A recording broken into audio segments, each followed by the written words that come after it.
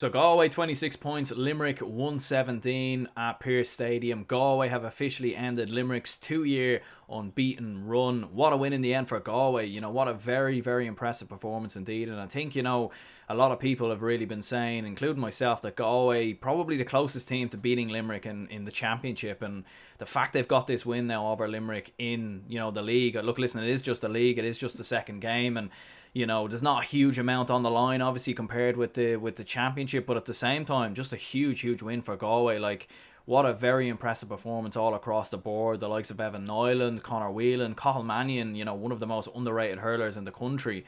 Really, really exceptional stuff. So, very impressive stuff for Galway. For Limerick, look, listen, it is just the second game. It's back to the drawing board, making a couple of changes and whatnot. Didn't have their full best team out on the pitch. So, it's not the end of the world for Limerick. Look, listen, I'm sure they'll come back stronger. And obviously, they still have a couple of games to go in the league. And, it's all about preparation for that All-Ireland season because, like in football as well, at the end of the day, you get remembered for winning All-Irelands. Like, leagues they're a lovely thing to go along with winning an All-Ireland. We won an All-Ireland and we won a league title, for example. That's a great expression to have. But look, listen, obviously winning All-Irelands is the main thing for the likes of your Limericks and your Galways. And Galway in the end make a huge statement in some respects, getting that win over Limerick. A 6-point victory, of course. And obviously, I'm here with my match reaction and my thoughts after the game. So, let's get straight into it.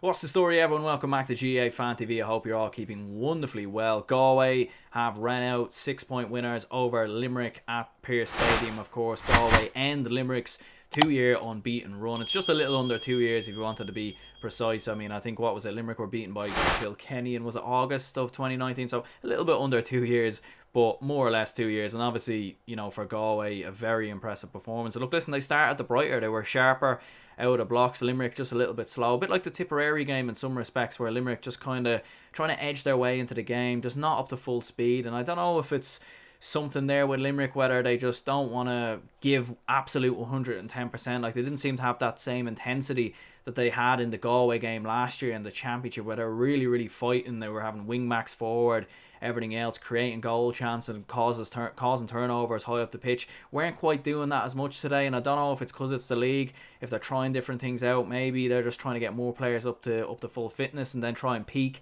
when it comes to that championship game versus Cork. But you'll see on screen, obviously, here the Galway team here first of all. So as I've seen there, Evan Nyland 14 points. What was interesting was when Joe Canning obviously came off the bench, Evan Nyland was still the man taking the frees, which shows how much confidence he has in Evan Nyland. Obviously how much confidence the Galway team have in Evan Nyland and how much confidence he has himself. And yeah, top class from frees, very good. I mean, there was a lot of frees in this game. I think we've seen this whole advantage debacle and all these stupid rule changes we're seeing in hurling and in Gaelic football as well really come into play in this game, because there was so many frees.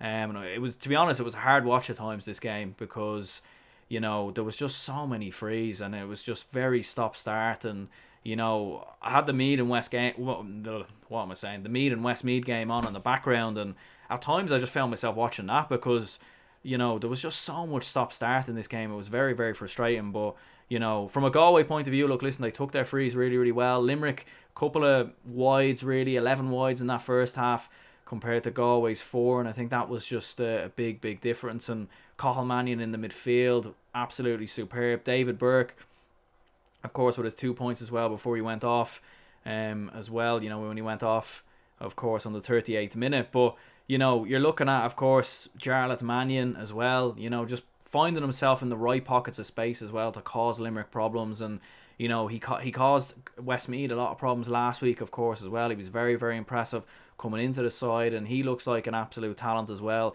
Conor Whelan, we probably didn't see the absolute best of him last season, in all honesty, but 3 points today, brilliant. And Brian Concannon was fantastic last year. I remember against Kilkenny, had so many goal chances, really could have ended up with a couple of goals that day. And to get the point, of course, get a point as well, very good stuff. And for Limerick, we'll have a look at their team here. As we said before, they didn't have their absolute best team on the pitch. Cathal O'Neill obviously came in for his senior debut, I believe. Didn't quite have the impact that he would have wanted. Went off in the 33rd minute, I believe, for Aaron Gallan. So it just didn't really work out as well for Cathal O'Neill as you'd like to see. Obviously, Peter Casey with 2 points, coming back into the side. David Reedy was quite positive with 8 points, but we know obviously it wasn't Limerick's best team. Like a midfield of Brian O'Grady and William O'Donoghue, not their traditional midfield pairing, of course, over the past couple of years. And you'd Richie English obviously coming back into the side as well. So Limerick just making a couple of different changes, trying a couple of different things out. Obviously, Kyle Hayes in at centre back is completely different to what they would have done last year. So they're definitely trying a couple of different things out. Keane Lynch obviously operating in the half forward line as well. And Seamus Flanagan, he did take that goal very, very well. It has to be said. Like obviously Gearóid Hegarty, what a wonderful run that was. What an athlete Gearóid Hegarty is.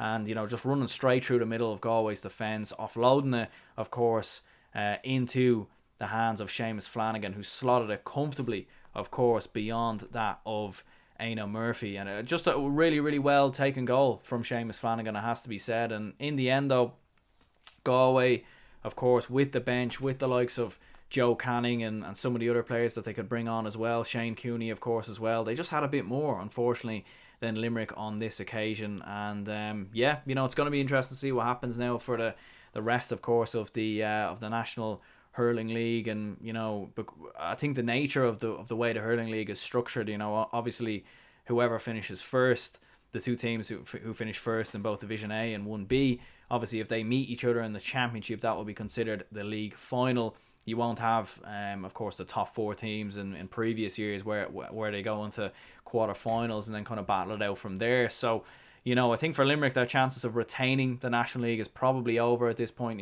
Galway have 4 points, Limerick have 1 point. Cork are looking very impressive at the moment as well. So it's going to be very hard for Limerick to see how they finish first in this group from here.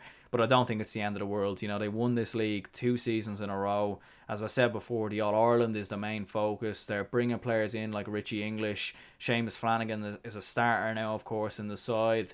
Aaron Gallan coming off the bench as well. Do you know what I mean? So they haven't got their best team, of course, out on the pitch completely. Brian O'Grady coming into the side, Cathal O'Neill coming in for a senior debut. So they're making a lot of changes. They're trying different things out. I think they know at the end of the day, John Coyley knows his best team. He knows his best squad. He's just trying a couple of different things out ahead of the upcoming All-Ireland season. But at the same time, Galway have put out a big statement there with that win. And, it'll be interesting to see what happens now. Could Galway and Limerick end up playing each other potentially once again in a semi-final or in an All-Ireland final? And how will that game go? It's going to be interesting. And, for Limerick, they're going to have to get up to speed.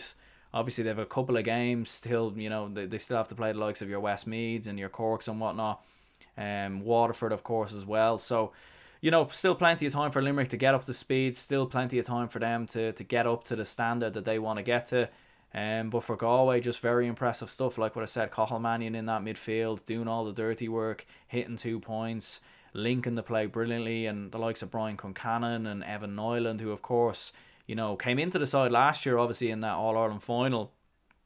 Or in the All-Ireland semi-final, I should say, rather, of course, against Limerick when Joe Canning went off injured. And the interesting thing with Galway is they still have Joe Canning to come back fully as well. So it's going to be interesting to see what happens. Where's Joe Canning going to play as well? Like, how are they going to do that with Evan Nyland? Because you need to get both of them on the pitch at the same time. It did seem that Joe Canning was more around the midfield area from what I've seen. So it's going to be interesting to see what happens for Galway and for Limerick, obviously, in the next couple of games. So, this is my thoughts and my reaction. Do let me know down in the comments below what you thought of the game. Very impressive stuff for Galway, obviously, getting this victory by 6 points over Limerick. And, feel free to let me know who was your man of the match. For me, I think Evan Nyland has to get it for me. He was brilliant on the frees, hit 14 points. Cathal Mannion, though, to be fair, deserves a special mention. I might just go with Cathal Mannion after that display. He was very impressive indeed. To be fair, David Burke looked very good before he went off as well. So interesting stuff there as well. But Cathal Mannion, man of the match for me. But do let me know down in the comments below. Leave a like and subscribe if you haven't already. And I'll see you later.